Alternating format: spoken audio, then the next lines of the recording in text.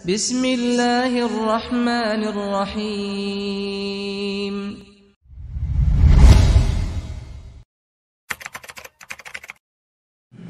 Bismillahirrahmanirrahim. Assalamualaikum warahmatullahi wabarakatuh.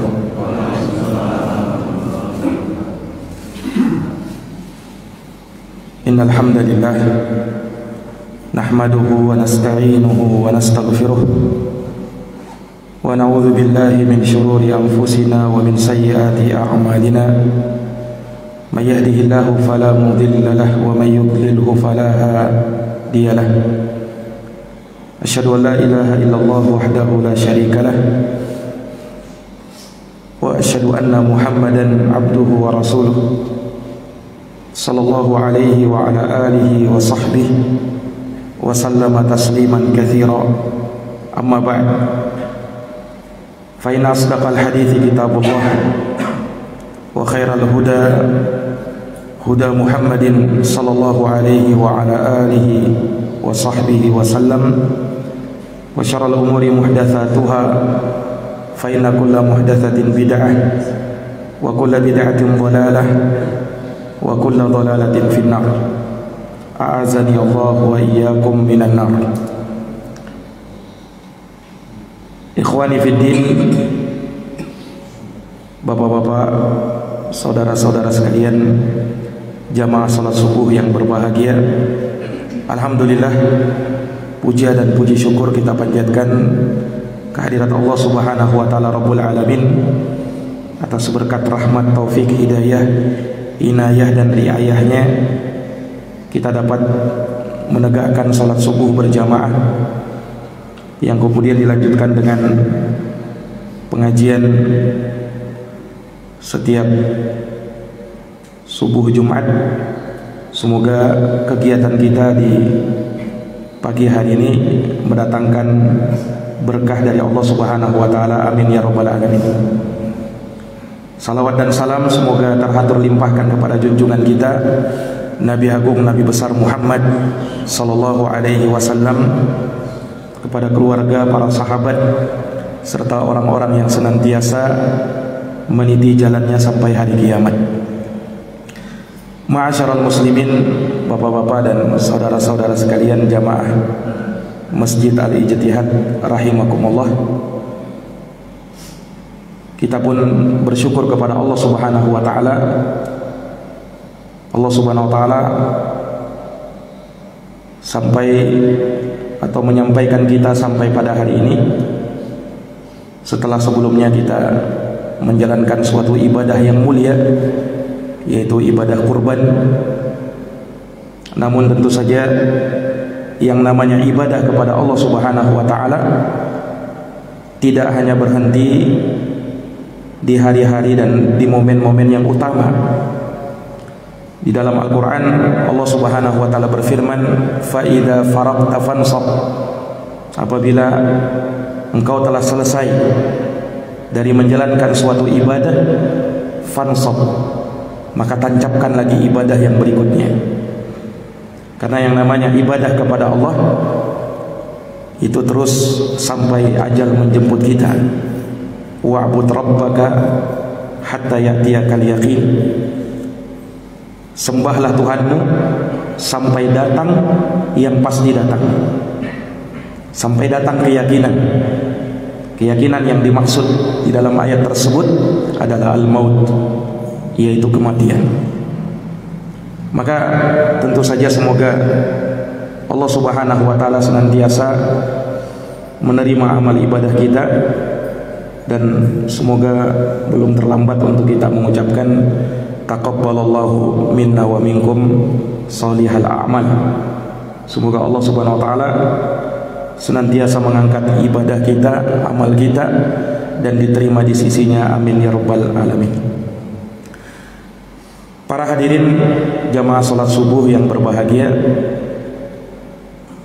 insyaallah taala hadis yang kita akan bacakan pada kesempatan subuh hari ini adalah hadis yang diterima dari sahabat Abdullah bin Amr bin Al-As radhiyallahu taala anhuma. Anin Nabi sallallahu alaihi wasallam qala dari Nabi SAW, beliau bersabda, ridallahi fi ridal walidain wa sukhtullahi fi sukhtil walidain. Rawahu Tirmidzi wa sahhahahu Ibnu Hibban wal Hakim.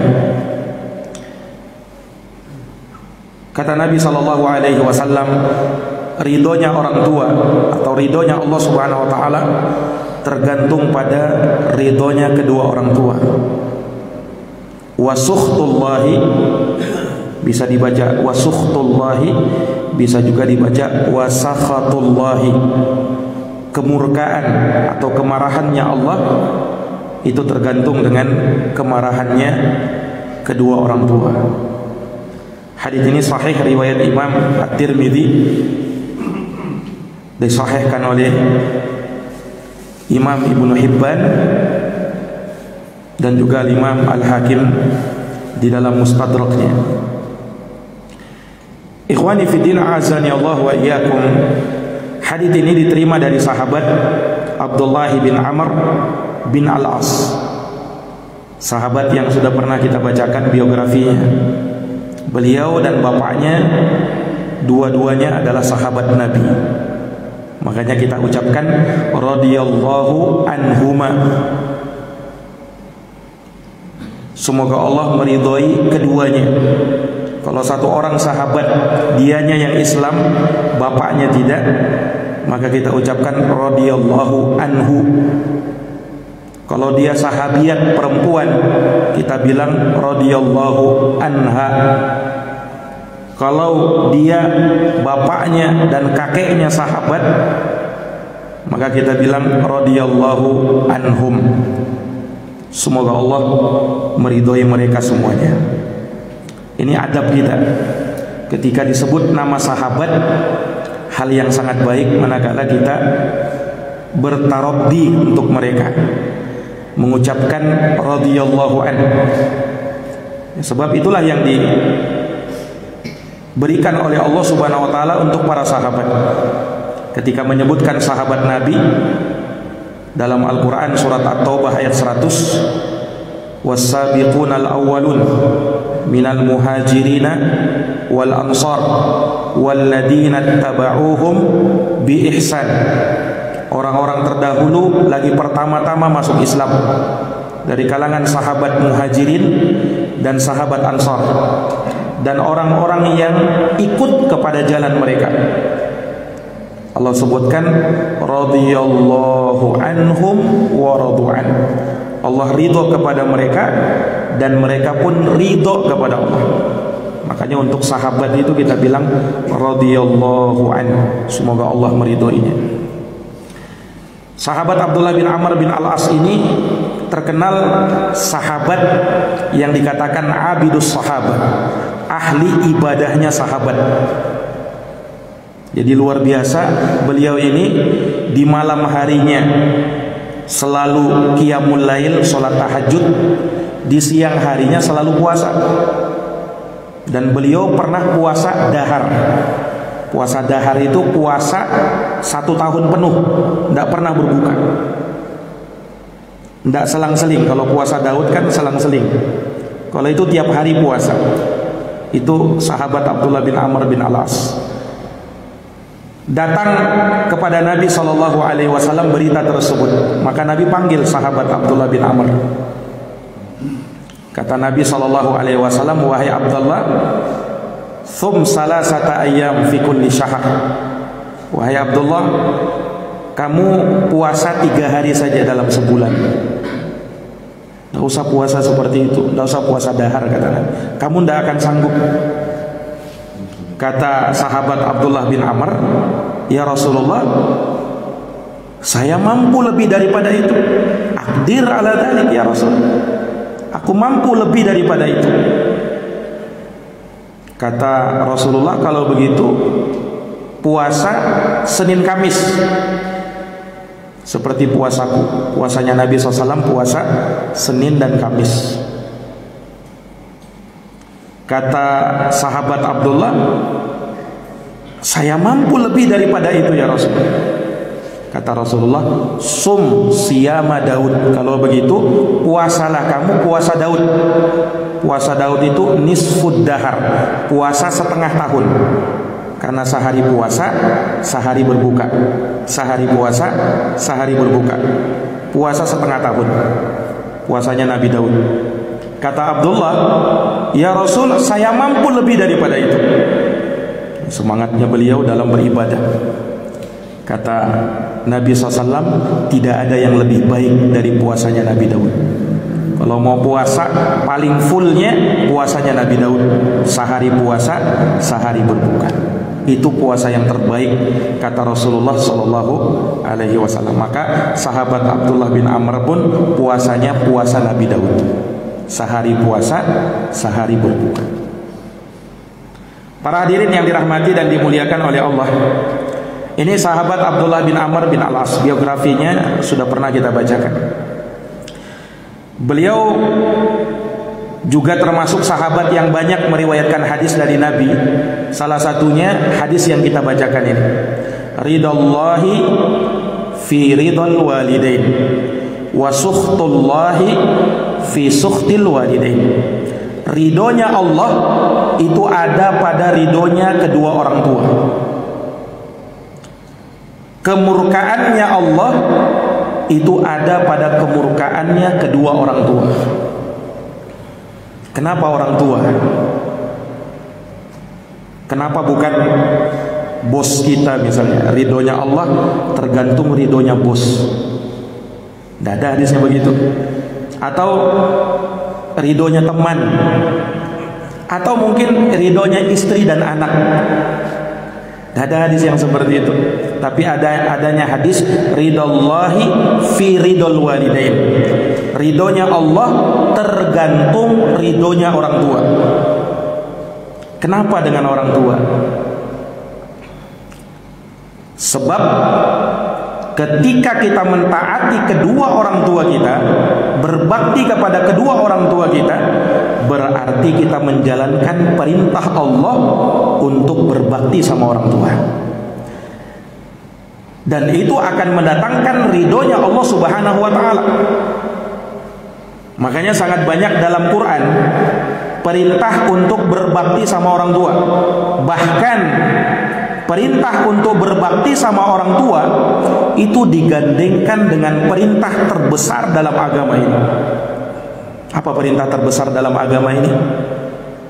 Mentauhidkan Allah Subhanahu wa ta'ala di dalam ibadah. Dan itu Allah sebutkan dalam banyak tempat di dalam Quran.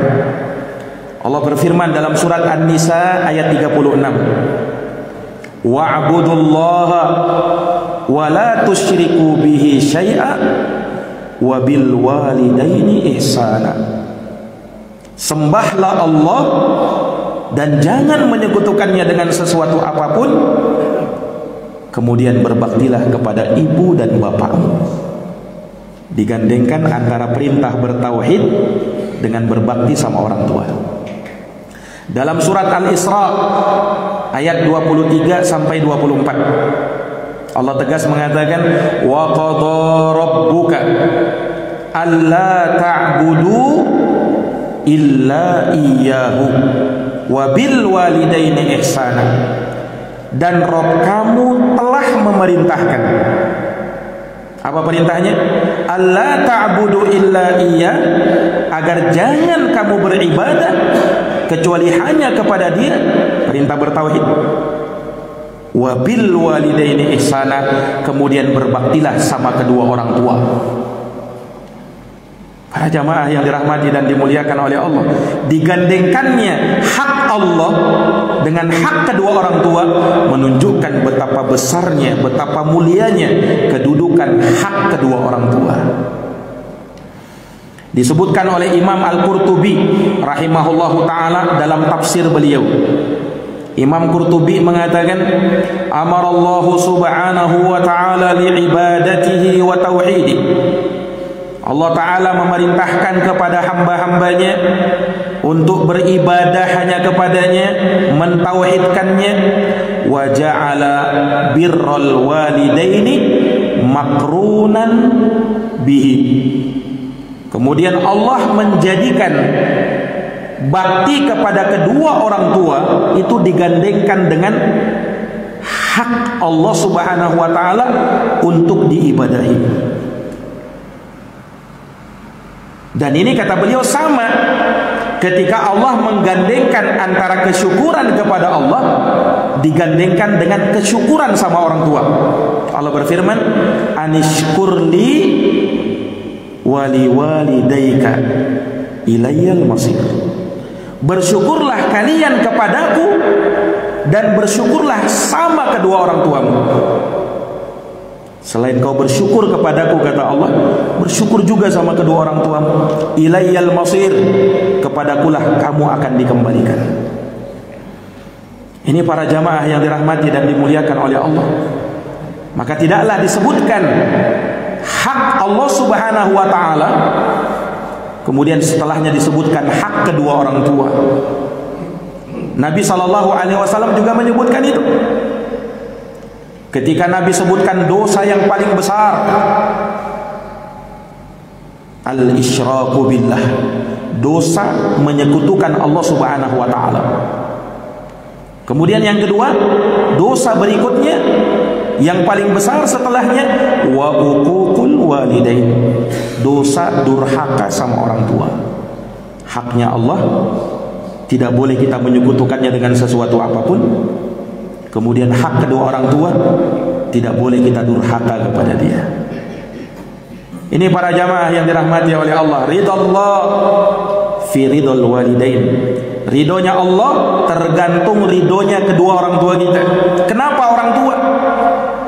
Karena manusia yang paling berhak untuk kita berbuat baik kepada dia adalah kedua orang tua kita. Rasulullah sallallahu alaihi wasallam pernah ditanya, "Ya Rasulullah, man ahaqqun nasi bi husni sahabati?" Ya Rasul, siapa orang yang paling berhak untuk aku berbuat baik kepada dia? Siapa yang pertama ya Rasul? Qala ummuk, ibumu. Summaman, kemudian siapa lagi ya Rasul? Ummuk, ibumu. Summaman, siapa lagi ya Rasul? Ummuk, ibumu. Summaman, siapa lagi ya Rasul? Abuk, bapakmu. Summal aqrab fal aqrab, lalu yang terdekat dan yang terdekat setelahnya. Subhanallah. Jadi Pak, kalau misalnya kita punya daftar orang yang harus kita berbuat baik sama dia, nomor 1 ibu, nomor 2 ibu lagi, nomor 3 ibu lagi, nomor 4 baru bapak, nomor 5, 6 dan seterusnya orang yang paling dekat kita berikutnya, istri dan anak kita dan seterusnya. Ini menunjukkan kepada kita bahwa hak kedua orang tua itu lebih besar, bahkan melebihi hak istri dan anak kita. Jangan sampai salah. Para jamaah yang dirahmati dan dimuliakan oleh Allah Subhanahu wa taala, maka ini menunjukkan betapa mulianya, betapa besarnya hak kedua orang tua itu. Oleh karenanya Allah Subhanahu wa taala menyebutkan hadis ini, ridallahi fi ridal walidain. Ridhonya Allah tergantung ridhonya kedua orang tua.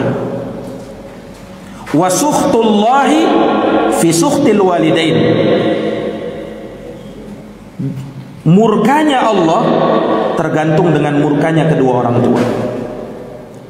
Hadis ini menunjukkan kalau ditanya mana yang lebih didahulukan, ridhonya Allah atau ridhonya orang tua? Kalau bertentangan, para jamaah yang dirahmati dan dimuliakan oleh Allah Subhanahu wa taala, tentunya ridhonya Allah Subhanahu wa taala lebih didahulukan. Kenapa? Ya karena bakti sama orang tua tidak akan bernilai kalau baktinya tidak dilandasi dengan ketulusan, keikhlasan dalam berbakti sama orang tua. Sehingga ada orang yang merawat orang tuanya sampai belasan tahun, dia merawat hingga orang tuanya meninggal dunia. Tiba-tiba pembagian harta warisan, dia tidak mau dibagi sesuai dengan hukum waris. Tidak, saya yang paling banyak. Kenapa? Saya yang merawat orang tua saya sampai meninggal, maka saya yang paling banyak. Berarti selama ini dia merawat orang tuanya karena pengen warisan banyak. Ini tidak tulus, ini tidak ikhlas. Pahalanya sudah kau terima, ganjarannya sudah kau terima nanti di akhirat. Jangan sampai pahala itu habis gara-gara kita berbakti sama orang tua tidak tulus dalam berbakti, karena ada tendensi dunianya, ingin ini ingin itu. Ini tidak tulus. Ini para hadirin yang dirahmati dan dimuliakan oleh Allah. Jadi kalau ditanya mana yang didahulukan, ridhonya Allah atau ridho orang tua? Kalau bertentangan, tentunya ridho Allah Subhanahu wa taala. Perintah orang tua itu kata para ulama ada beberapa macam. Yang pertama, kalau orang tua memerintahkan untuk melakukan kewajiban dalam agama. Contoh, orang tua memerintahkan untuk sholat. Sholat diperintahkan dalam agama. Nah, ini perintahnya, kewajibannya menjadi kuadrat. Wajib menjalankan sholat itu, sholat 5 waktu. Kemudian wajib taat sama orang tua. Bagaimana kalau misalnya orang tua memerintahkan untuk melakukan amalan sunnah? Orang tua misalnya perintah untuk ngasih sedekah. Sedekah itu sunnah hukumnya. Tetapi karena orang tua sudah memerintah, taat sama orang tua hukumnya wajib. Maka menjadi wajib perintah orang tua itu. Kemudian bagaimana kalau orang tua memerintahkan sesuatu yang sifatnya mubah? Boleh. Orang tua misalnya minta dibelikan sesuatu yang mubah. Mubah. Tetapi ketika sudah orang tua perintah, maka perintah orang tua menjadi wajib. Ini para hadirin yang dirahmati dan dimuliakan oleh Allah. Nah, tapi bagaimana kalau orang tua melakukan atau memerintahkan sesuatu yang haram? Kalau seperti itu, bagaimana?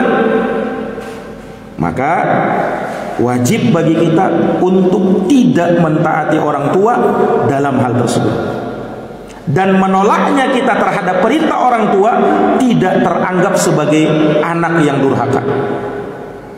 Justru dia bisa durhaka sama orang tuanya kalau dia mentaati perintah orang tuanya walaupun dalam bermaksiat kepada Allah. Kenapa? La ta'ata fi ma'siyatillah. Tidak ada ketaatan kalau dalam bermaksiat kepada Allah. Innamat ta'atu fil ma'ruf. Ketaatan itu hanya dalam perkara yang ma'ruf saja. Dalam hadis yang lain, Nabi SAW bersabda, la ta'ata li makhlukin fi ma'siyatil khaliq. Tidak ada ketaatan kepada seorang makhluk pun kalau urusannya bermaksiat kepada Allah Subhanahu wa taala. Nah, ini para jamaah yang dirahmati dan dimuliakan oleh Allah. Misalnya, nauzubillah, orang tua memerintahkan untuk pergi ke dukun. Orang tua memerintahkan untuk pakai jimat. Nah, ini pakai jimat ini, nak. Kamu dijaga nanti dapat pakai jimat. Nah, boleh pakai jimat. Man ta'allaqa tamimatan faqad kafara aw asyrak. Siapa yang menggantungkan jimat, maka dia telah berbuat kafir atau musyrik. Atau orang tua misalnya nauzubillah memerintahkan untuk meletakkan sesajen untuk penjaga lautan misalnya. Ini wajib untuk kita menolak perintah orang tua. Kalau seperti itu, orang tua merintahkan meninggalkan sholat atau bagi perempuan melepaskan hijab, maka tidak boleh ditaati. Tapi bukan lantas kita langsung berbuat jahat atau tidak hormat sama orang tua. Jangan mentang-mentang ini perintah orang tua sudah lain-lain ini, maka dia pun kasar sama orang tuanya. Tidak begitu. Dalam Quran, subhanallah, lihat, dalam Quran, dalam surat Luqman ayat 15, Allah berfirman, wa in jahadaka ala an tusyrika bi ma laysa laka bihi ilm fala tuti'huma wa sahibahuma fid dunya ma'rufa. Dan jikalau kedua orang tua kamu memaksa kamu untuk menyekutukan aku dengan sesuatu yang kau tak punya ilmu terhadapnya, maka bagaimana sikapmu? Fala tuti'huma. Jangan kau taati kedua orang tuamu dalam hal tersebut. Tapi tidak berhenti sampai di situ. Tapi wasahibahuma fid dunya ma'rufa. Kamu tetap bergaul dengan orang tuamu dengan cara yang baik, dengan santun, dengan sopan. Yakni kalau kau pun menolaknya, maka tolak dengan sopan, tolak dengan santun. Seperti itu. Subhanallah, ada kisah dari sahabat mulia yang bernama Sa'ad bin Abi Waqqas radhiyallahu anhu. Beliau ini masuk Islam. Ketika beliau masuk Islam, ibunya tidak setuju. Ibunya masih musyrik. Nah, Sa'ad bin Abi Waqqas ini terkenal sangat baik sama orang tuanya, sangat berbakti sama orang tuanya. Sa'ad bin Abi Waqqas mengajak orang tuanya untuk masuk Islam, ibunya untuk masuk Islam. Ibunya tidak mau. Bahkan ibunya perintahkan Sa'ad bin Abi Waqqas untuk murtad lagi. Jangan ikuti agamanya Muhammad itu, kata ibunya Sa'ad bin Abi Waqqas. Tapi Sa'ad bin Abi Waqqas imannya sudah kuat, dia tidak mau. Maka ibunya mengancam Sa'ad bin Abi Waqqas, wahai Sa'ad, kalau kau tidak murtad lagi, saya tidak mau makan dan tidak mau minum. Ancaman ibunya. Dan bukan sekedar gertakan, betul-betul dilakukan oleh ibunya. Dan Sa'ad pun bersikukuh, tidak mau. Ini perintah maksiat ini, saya disuruh murtad lagi. Maka berjalan satu hari, ibunya tidak mau makan. Sa'ad bin Abi Waqqas tetap melayani ibunya, tetap menyiapkan makanan untuk ibunya. Ibunya bersikeras tidak mau makan. Sampai ibunya berkata begini, wahai Sa'ad, kalau nanti saya mati gara-gara tidak makan dan tidak minum, namamu akan buruk nanti, tercoreng di tengah-tengah orang Arab. Saya mati gara-gara kamu. Sa'ad bin Abi Waqqas tidak peduli, tetap beliau bertahan di atas keislaman. Dan ibunya pun bersikeras, tidak mau. Sampai Sa'ad bin Abi Waqqas murtad dari Islam. Sampai berjalan 1 hari, 2 hari, 3 hari, tidak makan, tidak minum. Subhanallah. Maka sampai dalam keadaan ibunya betul-betul sakarat, tersengal-sengal napasnya. Ibunya juga keras kepala, tidak mau. Akhirnya melihat keadaan itu, Sa'ad bin Abi Waqqas berkata kepada ibunya, subhanallah, inilah keimanan kalau sudah berbicara. Apa kata Sa'ad? Melihat ibunya yang seperti itu, dengan santun, dengan sopan, Sa'ad berkata begini, wahai ibuku, andaikan kamu punya 1000 nyawa, kemudian lepas satu persatu di hadapan saya tidak mau keluar dari Islam. Subhanallah. Andaikan kau, jangankan punya 1 nyawa, andaikan kau punya 1000 nyawa dan lepas satu persatu di hadapan saya tidak akan murtad dari Islam. Melihat seperti itu, ibunya, ini Sa'ad lebih keras daripada saya ini. Akhirnya ibunya pun akhirnya surut, kemudian mau kembali makan. Dan dengan sebab itu ibunya Sa'ad masuk Islam. Subhanallah. Masuk Islam, bersyahadat di hadapan Nabi SAW, dan sangat bagus keislamannya setelah itu. Ya, ini prinsip. Kalau dalam masalah prinsip, ketaatan kepada Allah Subhanahu wa taala lebih didahulukan. Sa'ad bin Abi Waqqas paham. Nabi SAW pernah bersabda, salasun man kunna fihi wajada bihinna halawatal iman. Ada 3 kata Nabi. Siapa yang 3 ini ada pada dirinya, maka dia akan dapatkan yang namanya halawatal iman, manisnya itu iman. Salah satunya ayyakunallahu wa rasuluhu ahabba ilaihi mimma siwahuma. Allah dan Rasulnya lebih dia cintai, melebihi apapun, melebihi siapapun di dunia ini. Allah dan Rasulnya yang terdepan. Ini para jamaah yang dirahmati dan dimuliakan oleh Allah. Makanya disebutkan dulu ridhonya Allah. Ridhonya Allah Subhanahu wa taala tergantung ridhonya orang tua. Dengan catatan selama orang tua memerintahkan kepada kebaikan, memerintahkan kepada ketaatan kepada Allah. Kalau memerintahkan kepada maksiat, tidak ada ketaatan dalam bermaksiat kepada Allah Subhanahu wa taala. Para hadirin yang dirahmati dan dimuliakan oleh Allah, wa sukhtullahi fi sukhtil walidain. Kemurkaan Allah tergantung murkanya orang tua. Kemurkaan, kemarahan Allah ada pada kemarahan kedua orang tua.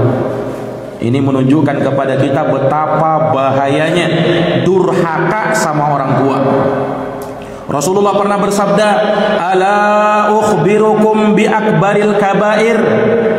Inginkah kutunjukkan kepadamu tentang dosa yang paling besar? Nabi sebutkan 3. Kata Nabi, al-isyraku billah, syirik kepada Allah, wa uququl walidain, durhaka sama orang tua, wa syahadatuz zur, persaksian palsu. Itu 3 yang paling besar dosa. Kata Nabi SAW dalam hadis sahih riwayat Imam Bukhari. Dan Nabi mengancam, la yadkhulul jannah, tidak masuk surga akun. Yang pertama, orang yang durhaka sama orang tua, wala mudminu khamar, orang yang menenggak khamar, wala mukadzibun bil qadar, dan yang ketiga yang mendustakan takdir. Itu hadis sahih riwayat Imam Ahmad. Dalam riwayat lain Nabi bersabda, babani muajjalani uqubatuhuma fid dunya, al-baghyu wal uquq. 2 amalan, dua perbuatan kata Nabi yang akan disegerakan hukuman untuknya ketika di dunia, apalagi nanti di akhirat. Apa itu? Al-baghyu, berbuat zalim melampaui batas, dan durhaka sama orang tua. Sangat banyak riwayat-riwayat yang menunjukkan betapa bahayanya durhaka sama orang tua ini. Ini para hadirin yang dirahmati dan dimuliakan oleh Allah. Nah, di dalam Quran, kedurhakaan sama orang tua itu disebutkan yang paling ringan dalam surat Al-Isra. Dalam surat Al-Isra ayat 23 sampai 24. Allah berfirman, wa imma yablughanna indakal kibara ahaduhuma aw kilahuma fala taqul lahumā uff wa la tanharhuma wa qul lahumā qawlan karīma. Kata Allah Subhanahu wa taala, dan apabila salah satu dari kedua orang tuamu atau kedua-duanya dia telah mencapai usia lanjut dan berada di sisi kamu, maka jangan sekali-kali kamu berkata kepadanya uff. Uff itu ucapan atau mungkin seperti ucapan seperti itu yang menunjukkan nada tidak mau, tidak setuju, jengkel atau sedikit marah.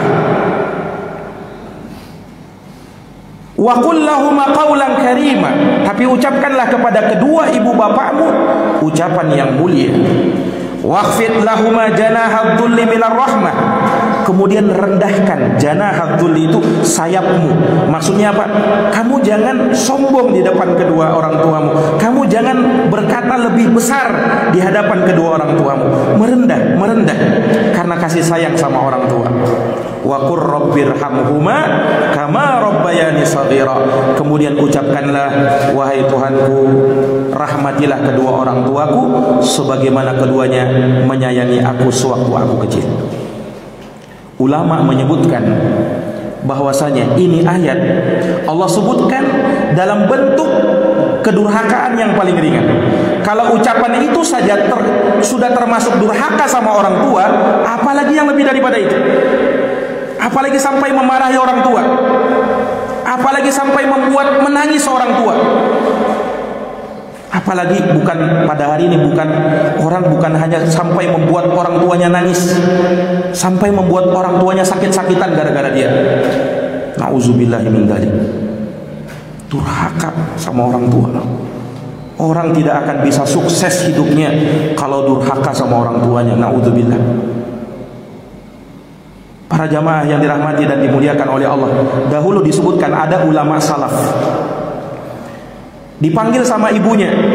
Nah, kemudian ulama ini dia kan sedikit kaget.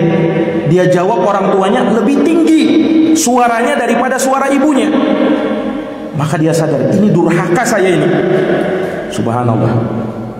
Dia cuman meninggikan sedikit suaranya melebihi suara ibunya. Bukan kalimat kasar, cuman menyahut ucapan orang tua. Dan dia menyangka ini kedurhakaan ini. Apa yang dia lakukan? Dia pergi ke pasar, beli seorang budak, lalu dia merdekakan.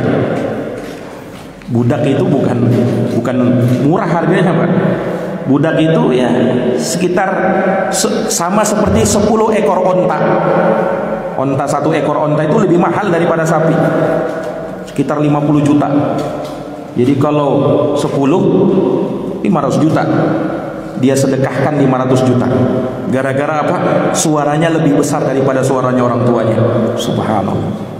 Ini para jamaah yang dirahmati dan dimuliakan oleh Allah. Dan ulama menyebutkan, ketika kamu memicingkan pandanganmu sama orang tuamu, itu sebagai bentuk kedurhakaan sama orang tua. Memicingkan pandangan sama orang tua, bukan berkata baru memicingkan pandangan, memicingkan matamu sama orang tuamu, itu durhaka sama orang tua. Ini para jamaah yang dirahmati dan dimuliakan oleh Allah Subhanahu wa taala. Iya. Makanya seseorang yang durhaka sama orang tuanya, Allah Subhanahu wa taala tidak pernah ridho kepada dia. Dan awas, ketika orang tua sudah marah kemudian mengucapkan sesuatu yang tidak baik sama anaknya, itu sebagai doa dan Allah kabulkan doanya. Salasu da'awatin mustajabat la syakka fihinna. 3 doa kata Nabi terkabul, mustajab, tidak diragukan lagi. Apa itu? Da'watul walid ala waladih, wa da'watul musafir, wa da'watul mazlum. 3 doa. Yang pertama, doanya orang tua untuk kebinasaan bagi anak. Orang tua sudah jengkel sama anak, akhirnya mengucapkan kalimat itu. Kemudian doanya orang musafir dan doanya orang yang terzalimi. Yang pertama Nabi sebut doanya orang tua, kedurhakaan anak ini kepada kedua orang tuanya, sampai orang tuanya mengucapkan sesuatu yang tidak baik, itu dikabulkan sama Allah Subhanahu wa taala. Subhanallah. Ada seorang sahabat, Pak, pernah mengadu kepada Nabi SAW. Mengadu kepada Nabi, ya Rasulullah, dia adukan bapaknya. Saya punya bapak ya Rasulullah, dia berutang sama saya, dia tidak bayar-bayar ya Rasul. Bagaimana ini ya Rasul? Apa kata Rasul, Pak? Anta wa maluka li abika. Kamu dan bapakmu itu milik kamu, dan hartamu itu milik bapakmu. Kenapa kau utang sama bapakmu?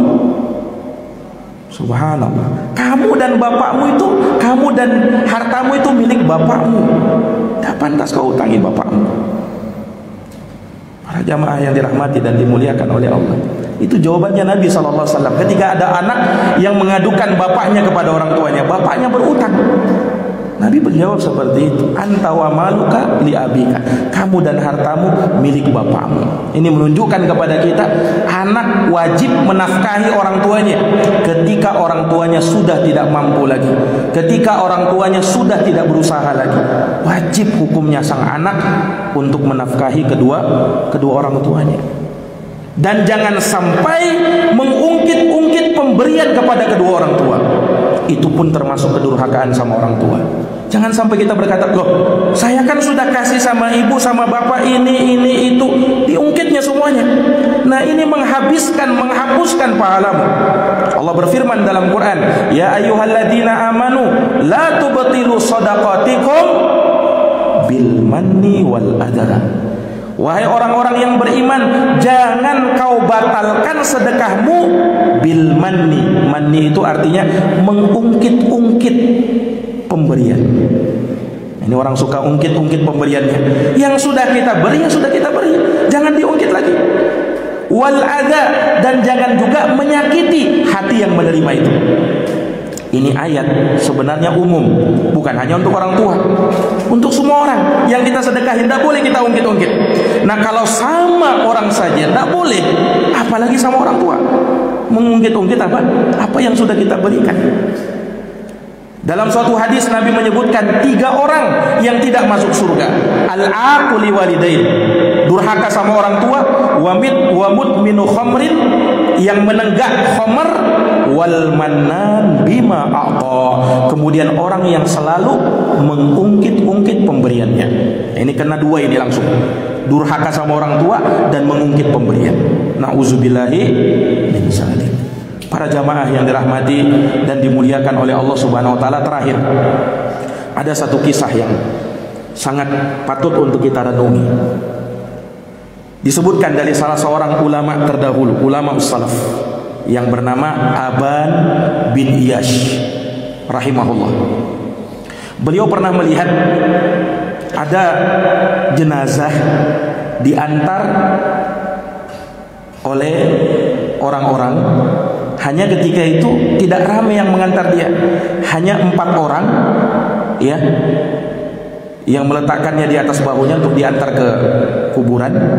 Kemudian ada seorang wanita yang mengikuti dari belakang. Aban bin Iyas pun merasa heran, loh, ini kok jenazahnya tidak ada yang mengikuti dia, ada apa ini? Nah, ketika selesai dikuburkan, Aban bin Iyas kan penasaran, siapa jenazah itu dan siapa orang tua itu, seorang ibu yang ikut. Maka dia pun buntuti ibu ini. Sampai di rumahnya, Aban bin Iyas berpikir, kayaknya nanti saja saya ke rumahnya, belum tepat sekarang kalau saya tanya. Akhirnya berlalu beberapa hari, maka dia pun Aban bin Iyas datang ke rumah ibu tadi. Kemudian bertanya, datang ke rumahnya, Aban bin Iyas mengatakan, aku turut berbelasungkawa, ya, terhadap musibah yang menimpamu. Tapi ada satu yang ingin saya tanya, siapa orang yang dalam jenazah itu? Siapa yang diantar itu? Siapa? Jenazah siapa itu? Kata Aban kepada ibu tua tadi. Kata sang ibu, itu adalah anakku. Nah, kenapa yang mengantarnya cuma sedikit? Kata ibu ini, anakku ini punya cerita. Jadi ibunya terus terang, anakku ini dulunya ketika hidup di dunia itu sangat banyak maksiat yang dia lakukan, dan dia sering menyakiti hatiku. Kata sang ibu tadi, dia sering menyakiti hatiku, dan itu sudah dikenal sama orang. Akhirnya suatu ketika dia sakit parah, dan sakit itulah yang mengantarkan dia kepada kematian. Dia pun terbaring, sang anak ini pun terbaring. Orang tuanya, ibunya tetap menemani dia. Anak ini berkata, seraya menyebutkan penyesalan dia, wahai ibu, inginkah engkau melihat aku bahagia? Kata sang ibu, wahai anakku, aku sangat ingin melihat kamu bahagia. Walaupun kau menyakiti aku, tapi aku ingin melihat kau bahagia. Subhanallah, kasih sayang ibu. Katanya kasih sayang ibu sepanjang masa. Nah, walaupun sudah disakiti, sang ibu tetap setia menemani anaknya dalam keadaan sakarat seperti itu. Anaknya berpesan, wahai ibu, kalau kau ingin melihat aku bahagia, nanti ketika aku sudah tersengal-sengal napasku, maka tuntun aku mengucapkan la ilaha illallah. Kemudian wahai ibuku, nanti setelah itu tolong injak kepalaku ini, wahai ibuku, injak kepalaku ini. Kemudian berkatalah di atas kepalaku, kalau saya ini anak yang durhaka, inilah hukuman untuk anak yang durhaka. Katakan seperti itu, wahai ibuku. Tapi ucapkanlah, wahai ibuku, ucapkanlah kepada Allah Subhanahu wa taala, berdoalah kepada Allah, kalau aku telah ridho kepada anakku, maka ridolah kepada dia ya Allah. Kemudian wahai ibuku, ketika nanti aku meninggal, jangan kau siarkan, jangan kau beritakan aku meninggal ini kepada orang-orang. Kenapa? Karena tidak ada seorang pun yang akan mengiringi jenazah. Aku terkenal durhaka samamu, aku terkenal durhaka kepadamu. Maka itu kisahnya, kata sang ibu ini. Maka Aban bin Iyas bertanya, terus apa yang kau lakukan? Apakah engkau melakukannya? Kata sang ibu, iya, aku melakukan persis seperti yang diminta oleh anakku itu. Subhanallah. Dan aku pun bergembira. Setelah beberapa hari lewat, setelah anaknya dikuburkan, meninggal, aku pun bergembira. Kenapa? Aku bermimpi, kata ibu ini, aku berjumpa dengan anakku. Dengan wajah yang tersenyum, anakku berkata, wahai ibu, sungguh Allah telah ridho kepada diriku karena engkau telah ridho kepadaku. Allah mengampuni dosa-dosaku. Aku bermimpi seperti itu. Subhanallah. Maka ini dari kisah yang luar biasa yang terjadi di kalangan ulama salaf, yang menjadi pelajaran bagi kita untuk kita lebih mempermantap bakti kita sama kedua orang tua kita. Dan kalau kita pernah bersalah sama kedua orang tua, maka datangi kedua orang tua kita. Kalau dia masih hidup, minta maaf sama kedua orang tua. Kalau dia sudah meninggal, maka doakan kedua orang tua kita. Semoga Allah mengampuni dosanya, merahmatinya, menerangi kuburnya, dan meridhoi keduanya. Ikhwani fiddin, azani Allah wa iyyakum. Demikian mungkin yang bisa kami paparkan. Jazakumullah khairan atas perhatiannya. Mohon maaf atas segala kekurangannya. Subhanakallahumma wa bihamdika asyhadu an la ilaha illa anta astaghfiruka wa atubu ilaik. Subhana rabbika rabbil izzati amma yasifun. Salamun alal mursalin. Walhamdulillahi rabbil alamin. Assalamualaikum warahmatullahi wabarakatuh.